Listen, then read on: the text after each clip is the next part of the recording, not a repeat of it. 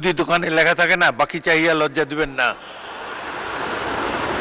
সময় চাহিয়া লজ্জা দিবেন না। মাননীয় স্পিকার, এই 2টা মিনিট সময় দেন না। সময় নাই। লুটপাট যারা করেছে তারা ভোট ছিল না, কুত্তা মার্কা নির্বাচন ছিল। আপনারা বাজেট নিয়ে শঙ্কিত এত প্রকাশ করছেন, লুট হবে, বাস্তবায়ন হবে কিনা, এত শঙ্কা আপনারা প্রকাশ করার কোন প্রয়োজন নাই। কথা বলো না বলো ওগো বন্ধু, ছায়া হয়ে তবু পাশে রইব। সীমাহীন সম্পদের মধ্যে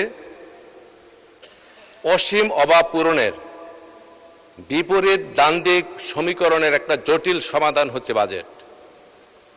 যিনি প্রণয়ন করেন, যারা প্রণয়ন করেন, এই সমস্যাটা তারা যতভাবে উপলব্ধি করেন, স্বাভাবিক মানুষের যারা সেটা উপলব্ধি করা সম্ভব হয় না বিদায় আমরা অনেকেই কথা বলে থাকি। মাননীয় স্পিকার, 55টা বাজেট দেওয়া হয়েছে স্বাধীনতার পরে। প্রত্যেক বাজেটই ক্রমান্বয়ে বৃদ্ধি পেয়েছে।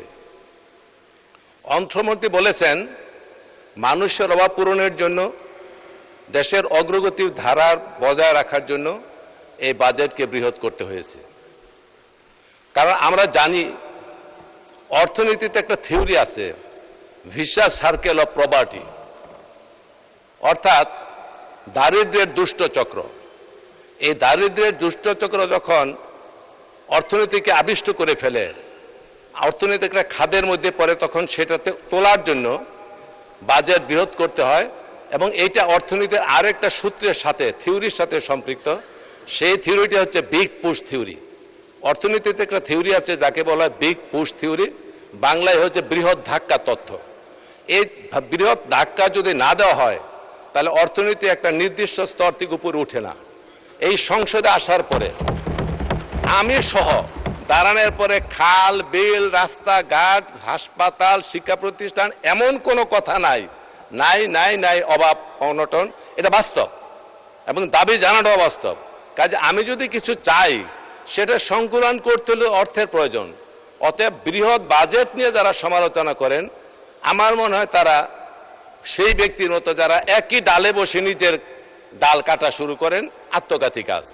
এই সমালোচনা সবসময় করা যায় না, বরঞ্চ বড় হয়েছে এটাকে বাস্তবায়নের জন্য কার্যকরী পদক্ষেপ গ্রহণের জন্য সম্মিলিত বা প্রচেষ্টা গ্রহণ করা উচিত। রাজস্ব আহরণ কঠিন, এটি জানি, এটা কষ্ট হবে, অনেক পরিশ্রম করতে হবে। এত প্রতিকূলতা সত্ত্বেও তারপর 60টির মতো নিত্য প্রয়োজনীয় দ্রব্য থেকে বাজেটে কর কমানো হয়েছে। এটি মানুষের প্রান্তিক জনগোষ্ঠীর কল্যাণের জন্য করা হয়েছে, এটা আমাদের খেয়াল রাখতে হবে। মাননীয় স্পিকার, ম্যাক্রো ইকোনমিক্স কথা বারবার অর্থমন্ত্রী বলেছেন, অর্থনীতিবিদরা বলেন। এই যে ইন্ডেক্সগুলি ইকোনমিক্সের ছোট ছোট কুটির শিল্প, ছোট ছোট শিল্প, এইগুলি হচ্ছে মাইক্রো ইকোনমিক্সের ইন্ডেক্স। এই মাইক্রো ইকোনমিক্সের সমষ্টিগত যে ফল সেটাকে বলা হয় ম্যাক্রো ইকোনমি। আর এই সমষ্টিগত ফল যতক্ষণ পর্যন্ত ম্যাক্রো আকারে ধারণ করে বৃহৎ অঙ্গনে যেতে না পারবে ততক্ষণ জাতীয় পর্যায়ে অগ্রগতি লাভ করা সম্ভব নয়। কাজে এই ম্যাক্রো ইকোনমিক গোলকে অ্যাচিভ করতে হলে আমাদেরকে অনেক ক্ষেত্রে অনেকটা সহনীয় পর্যায়ে সহ্য করতে হবে এবং ধৈর্য ধারণ করে সেটাকে সহযোগিতা করতে হবে। আমি মনে করি অর্থনীতির একজন ছাত্র হতে হবে।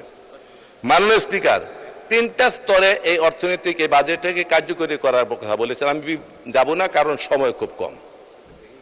এই 3টা স্তর প্রত্যেকটাই বিগ পুশ থিওরির সাথে সম্পৃক্ত। এক একটা স্তরে পার হতে হলে প্রত্যেকটা একটা ধাক্কা দিতে হবে অর্থনীতিতে, এবং এই ধাক্কাটা দিতে গেলে কোনো কোনো ক্ষেত্রে আমাদেরকে অনেক দিন সহ্য করতে হবে, আবার সহযোগিতা করতে হবে। 2 কুল রক্ষা করে চলে এই বাজেটকে কার্যকরী করতে হবে। মাননীয় স্পিকার, বিরোধী দলের সম্মানিত সদস্যবৃন্দ খুব শঙ্কা প্রকাশ করেছেন লুটপাট হবে কিনা, যথাযথ প্রয়োগ হবে কিনা। এত শঙ্কা হওয়ার আপনাদের কোনো কারণ নাই, কারণ আপনারাই তো বলেছেন এই সংসদটা একটা ব্যতিক্রমধর্মী সংসদ। সুষ্ঠু, অবাধ, নিরপেক্ষ ভোটের মাধ্যমে আপনারা নির্বাচিত হয়েছেন, আমরা নির্বাচিত হয়েছি। লুটপাট যারা করেছে তারা ভোট ছিল না, কুত্তা মার্কা নির্বাচন ছিল। সেই নির্বাচনের প্রতিনিধি আপনাদের আমাদের প্রতিনিধিকে এক হতে পারে? এক হতে পারে না। মানুষের অগাধ বিশ্বাস নিয়ে ভোট দিয়েছে, সলিড ভোটে, নিরপেক্ষ ভোটে আপনারা নির্বাচিত হয়েছেন, আমরাও নির্বাচিত হয়েছি। ইনসাফ যদি প্রতিষ্ঠা করতে হয় দায়িত্ব কিন্তু ভাগাভাগি করে পালন করতে হবে। সমালোচনা করে যদি নাকি এমন কাজ করা হয় যে আসলে আমাদের আত্মঘাতী কাজ, যেমন আমি একটি কথা বলি, তারল্যের কথা বলেছেন অনেকে ব্যাংকে, যে তারল্য কমে গেছে একটা বিশেষ ব্যাংকে। মাননীয় স্পিকার, কেন কমছে?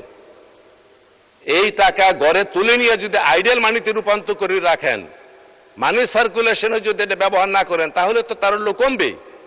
মব করে সেখানে ব্যাংকের সামনে উদ্দেশ্য প্রণোদিত মানুষকে আতঙ্ক সৃষ্টি করার জন্য মিছিল করা হবে, আবার এক লাইন সারি ধরে সেখান থেকে ব্যাংকের টাকা তোলা হবে। কারা তুলতেছে? এত টাকা তোলার প্রয়োজন কি? এক এক দিনে 5 লাখ 10 লাখ টাকা এই যে তুলতেছে, এই টাকা কি নিত্য প্রয়োজনীয় কোনো চাহিদা পূরণের জন্য? নো, এটা উদ্দেশ্য প্রণোদিতভাবে এই টাকা তোলা হচ্ছে। কাজে সেইখান থেকে বিরত রাখার জন্য বিরোধী দল এবং সকলের কাছে আমি অনুরোধ জানাবো, আপনাদের সহযোগিতা কামনা করব, যাতে তারল্য না কমে, এমন কোন ঘটনার সূত্রপাত না করে ভালো। মাননীয় স্পিকার, বাজেট আমি যদি বলি যে অর্থমন্ত্রী একটা সিলেবাস দিয়েছেন, মাননীয় অর্থমন্ত্রীর দৃষ্টি আকর্ষণ করছি। আমি যদি বলি বাজেট এটা একটা সিলেবাস, পরীক্ষায় যেমন সিলেবাস ভালো হলে, প্রশ্ন ভালো হলে, উত্তর ভালো হলে রেজাল্ট ভালো হয়, পড়াশোনা না করে সিলেবাসটা দোষার কোনো প্রয়োজন নাই। সিলেবাস তো দিল, আমি যদি পড়াশোনা না করে রেজাল্ট খারাপ হবে, এই জন্য সিলেবাস যিনি দিয়েছেন তার দোষ নাই। অর্থমন্ত্রী বাজেট দিয়েছেন একটা অর্থনৈতিক সম্বলিত একটা সিলেবাস। এই সিলেবাসকে যৌথভাবে কার্যকরী করার জন্য বিরোধী দল এবং ট্রেজারি দল এবং জনগণের যৌথ প্রযোজনার মাধ্যমে আন্তরিকভাবে কাজ করতে হবে, তখনই বাজেট হবে। আরেকটি কথা বলি, কেউ রাগ করবেন না, আপনারা বাজেট নিয়ে শঙ্কিত এত প্রকাশ করছেন, লুট হবে, বাস্তবায়ন হবে কিনা, এত শঙ্কা আপনারা প্রকাশ করার কোন প্রয়োজন নাই।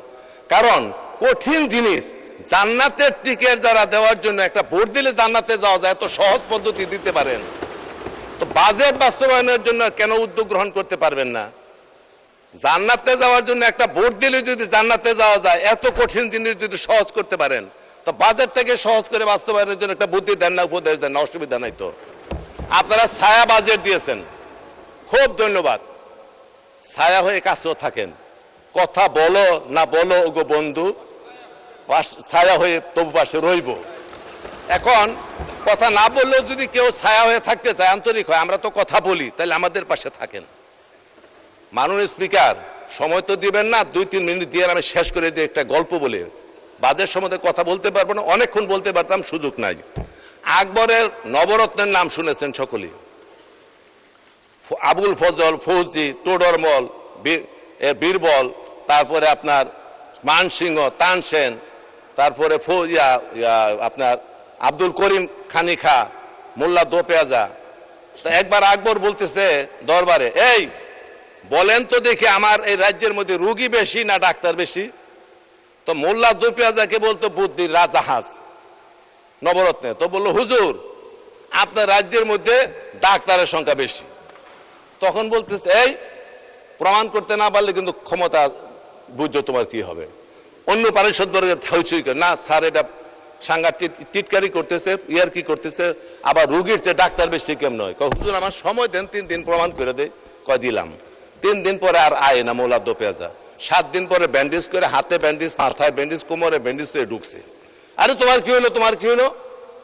বলে, হুজুর সানের বাঁধানো ঘাটে গোসল করতে গেছি, পরে গিয়ে মাথা ফাইটা রক্ত গেছে, হাত ভেঙে গেছে, কোমর ভাঙছে, জ্বর ঠান্ডা কাশি, আইতে পারি নাই। এই শুরু করছে। একজনে বলে, আরে প্যারাসিটামল খাইছো? এইটা বলার সাথে আরেকজনে বলে, আরে এটা প্যারাসিটামলে ভালো হবে না, সেক দিছো কিনা গরম পানির। আরেকজনে বলতেছে, তুমি টিটেনাস দিয়েছো না, তো তোমার সর্বনাশ হইব। আরেকজনে বলে, এটা হবে না, টাকার অভাব থাকলে। বীরবল বলতেছে, অর্থমন্ত্রী ছিল, বলে যে তুমি টাকা চাইতা, তুমি চিকিৎসা ভালো করে করো। আরেকজনে বলে যে না, এগুলি কোনো বিষয় হলো কবিরা জানতে হবে অন্য রাজ্য থেকে। আরেকজনে বলতেছে, না এটা হবে না, তোমাকে ইনজেকশন দিতে হবে।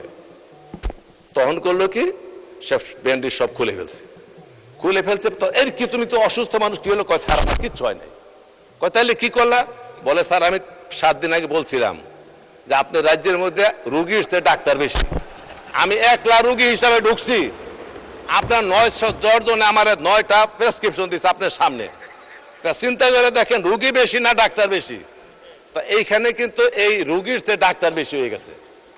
বাজেট দিছে, এই যে উপদেশ দিতেছে, সারাদিন উপদেশ দেয়, খালি সমালোচনা, খালি সমালোচনা। আরে পদ দেখান। রবীন্দ্রনাথ একটা কথা বলছিল যে উপদেশ দেওয়া সহজ, উপায় বলে দেওয়াই কঠিন।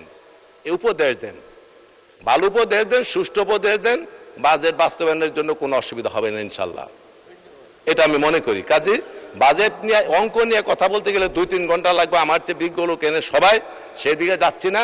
শুধু বলবো মানসিকতার উপর নির্ভর করবো বাংলাদেশ কোন দিকে চলবে। ধন্যবাদ মাননীয় সদস্য। মাননীয় স্পিকার, এই 2 মিনিট সময় দেন না। সময় নাই। 2 মিনিট। ধন্যবাদ মাননীয় সদস্য। আমি তো বক্তব্যের প্রারম্ভে বলেছি, মুদি দোকানে লেখা থাকে না, বাকি চাহিয়া লজ্জা দিবেন না।